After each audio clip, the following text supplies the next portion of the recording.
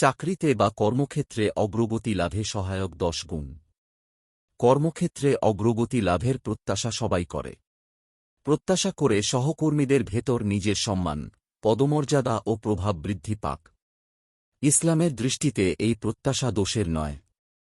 ইসলাম মনে করে কর্মক্ষেত্রে উন্নতি অর্জনের জন্য শুধু শিক্ষাগত যোগ্যতা নয়, বরং নৈতিকতা, চরিত্র ও আচরণও অত্যন্ত গুরুত্বপূর্ণ। ইসলাম মানুষকে এমন কিছু মৌলিক গুণাবলী শিক্ষা দেয়, যা তাকে পার্থিব জীবনেও অগ্রগতি লাভে সাহায্য করে। কোরআন ও হাদিসের আলোকে এমন 10টি গুণ ও বৈশিষ্ট্যের বিবরণ দেওয়া হল। 1. পরিশ্রমী হওয়া। পরিশ্রম ছাড়া কোনো কাজেই উন্নতি সম্ভব নয়। ইসলাম মানুষকে অলসতা থেকে বিরত থাকতে এবং সর্বোচ্চ চেষ্টা অব্যাহত রাখার নির্দেশনা দেয়। কর্মক্ষেত্রে একজন পরিশ্রমী ব্যক্তি ধীরে হলেও স্থায়ী উন্নতি লাভ করে। কেননা দিন শেষে পরিশ্রমী ব্যক্তিই মানুষের আস্থা অর্জনে সক্ষম হয়। মহান আল্লাহ বলেন, আর এই যে মানুষ তাই পায় যা সে চেষ্টা করে, আর এই যে তার কর্ম অচিরেই দেখান হবে, অতঃপর তাকে দেওয়া হবে পূর্ণ প্রতিদান। সূরা নাজম আয়াত 39-41। 2. বিশ্বস্ত ও আমানতদার হওয়া। কর্মক্ষেত্রে উন্নতি লাভের অন্যতম প্রধান শর্ত বিশ্বস্ত ও আমানতদার হওয়া। বিশ্বাস ও আমানতদারিতা শুধু অর্থের সঙ্গে সংশ্লিষ্ট নয়, বরং তা দায়িত্ব, তথ্য ও বিশ্বাস রক্ষা করার সঙ্গেও জড়িত। পবিত্র কোরআনে ইরশাদ হয়েছে, নিশ্চয়ই আল্লাহ তোমাদের নির্দেশ দিচ্ছেন আমানত তার হকদারকে প্রত্যর্পণ করতে। সূরা নিসা আয়াত 58। রাসূলুল্লাহ সাল্লাল্লাহু আলাইহি ওয়াসাল্লাম বলেন, যার আমানতদারি নেই তার ঈমান নেই, যে অঙ্গীকার পূরণ করে না তার দীনদারি নেই। মুসনাদে আহমদ হাদিস 12567। 3. সহযোগিতার মানসিকতা থাকা। কর্মক্ষেত্রে মানুষ এমন কর্মীই পছন্দ করে যে অন্যকে সহযোগিতার মানসিকতা রাখে। যারা অন্তরে ঈর্ষা পোষণ করে, সক্ষমতা থাকার পরও অন্যের সহযোগিতার জন্য অগ্রসর হয় না, তাদের কেউ পছন্দ করে না। আল্লাহ পরস্পরকে সাহায্য করার নির্দেশ দিয়ে বলেন, সৎকর্ম ও আল্লাহভীতিতে তোমরা পরস্পরকে সহযোগিতা করবে। সূরা মাইদা আয়াত 2। 4. সময়ানুবর্তী হওয়া। সময়কে মূল্যায়ন করা একজন সফল মানুষের অন্যতম গুণ। নির্দিষ্ট সময়ের মধ্যে কর্মক্ষেত্রে উপস্থিত হওয়া এবং যৌক্তিক সময়ের মধ্যে কাজ সম্পন্ন করা পেশাদারির পরিচায়ক। সময়ানুবর্তী কর্মী সহজেই কর্তৃপক্ষের সুদৃষ্টি অর্জন করতে পারে। পবিত্র কোরআনে আল্লাহ নিজে সময়ের শপথ করেছেন, যা সময়ানুবর্তিতার গুরুত্ব প্রমাণ করে। ইরশাদ হয়েছে, সময়ের কসম, নিশ্চয়ই মানুষ ক্ষতির মধ্যে রয়েছে।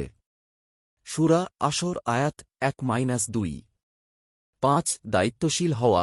একজন কর্মীর কাছে নিয়োগদাতার সবচেয়ে বড় প্রত্যাশা থাকে দায়িত্বশীল আচরণ। আর দায়িত্বশীল আচরণের অর্থ হল নিজের কাজকে গুরুত্ব দেওয়া এবং তা সঠিকভাবে সম্পন্ন করা। যে ব্যক্তি দায়িত্ব এড়িয়ে চলে, সে কখনো উন্নতি করতে পারে না। রাসূলুল্লাহ সাল্লাল্লাহু আলাইহি ওয়াসাল্লাম দায়িত্বশীল হওয়ার তাগিদ দিয়ে বলেছেন, নিশ্চয়ই তোমাদের প্রত্যেকেই দায়িত্বশীল এবং প্রত্যেককেই তার দায়িত্ব সম্পর্কে জিজ্ঞাসা করা হবে। সহিহ বুখারী হাদিস 2554। 6. কর্মদক্ষতা বাড়িয়ে চলা। যে কর্মী নিজের অগ্রগতি প্রত্যাশা করে সে কখনো নিজের যোগ্যতা নিয়ে আত্মতুষ্টিতে ভোগে না, বরং সে সবসময় নিজেকে এগিয়ে নেওয়ার চেষ্টা করে। কেননা ব্যক্তির যোগ্যতা ও কর্মদক্ষতা না বাড়লে তার অগ্রগতি প্রত্যাশা করা হাস্যকর। রাসূলুল্লাহ সাল্লাল্লাহু আলাইহি ওয়াসাল্লাম বলেন, নিশ্চয়ই আল্লাহ পছন্দ করেন যে যখন তোমাদের কেউ কোনো কাজ করে তখন তা সে যত্নের সঙ্গে করবে। শুআবুল ঈমান হাদিস 1867। 7. গোপনীয়তা রক্ষা করা। অফিসের তথ্য বা ব্যক্তিগত বিষয় গোপন রাখা অত্যন্ত গুরুত্বপূর্ণ। গোপনীয়তা রক্ষা করতে না পারলে একজন কর্মীর ওপর থেকে আস্থা উঠে যায়। বিশ্বস্ততা বজায় রাখতে এই গুণ অপরিহার্য। রাসূলুল্লাহ সাল্লাল্লাহু আলাইহি ওয়াসাল্লাম বলেন, কোনো ব্যক্তি কোনো কথা বলার পর আশপাশে তাকালে তার ওই কথা শ্রবণকারীর জন্য আমানত বলে গণ্য হবে। সুনানে তিরমিজি হাদিস 1959। 8. সুন্দর আচরণ। সুন্দর আচরণ কর্মক্ষেত্রকে আনন্দময় করে তোলে। হাসিমুখে কথা বলা সহকর্মীদের সঙ্গে সুসম্পর্ক গড়ে তোলে, যা কাজের পরিবেশ উন্নত করে এবং দলগত সফলতা বাড়ায়। আবু যর রাদিয়াল্লাহু আনহু থেকে বর্ণিত, রাসূল সাল্লাল্লাহু আলাইহি ওয়াসাল্লাম বলেছেন, তোমার হাস্যোজ্জ্বল মুখ নিয়ে তোমার ভাইয়ের সামনে উপস্থিত হওয়া তোমার জন্য সৎকারস্বরূপ। সুনানে তিরমিজি, হাদিস 1956। 9. ধৈর্য ও সংযম প্রদর্শন।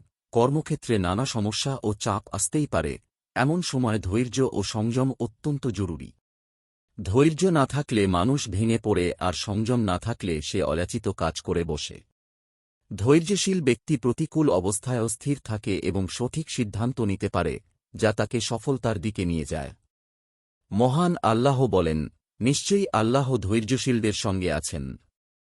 সূরা বাকারাহ আয়াত 153। 10. সম্পর্কের ভারসাম্য রক্ষা করা। কর্মক্ষেত্রে সম্পর্কের ভারসাম্য রক্ষা অত্যন্ত গুরুত্বপূর্ণ। ব্যক্তিগত পছন্দ ও অপছন্দের ভিত্তিতে নৈকট্য ও দূরত্ব কখনও কখনও মানুষের জন্য বিপদের কারণ হয়। আবু হুরায়রা রাদিয়াল্লাহু আনহু বলেন, নিজের বন্ধুর সঙ্গে ভালোবাসার আধিক্য প্রদর্শন করবে না। হয়তো সে একদিন তোমার শত্রু হয়ে যাবে। তোমার শত্রুর সঙ্গেও শত্রুতার চরম সীমা প্রদর্শন করবে না। হয়তো সে একদিন তোমার বন্ধু হয়ে যাবে।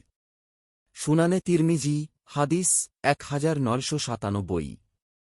মহান আল্লাহ সবাইকে উল্লিখিত গুণাবলী নিজের মধ্যে ধারণ করার মাধ্যমে দুনিয়া ও আখিরাতে উন্নতি লাভের তৌফিক দিন।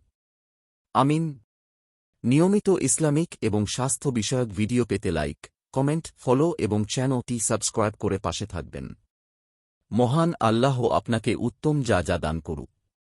আমিন।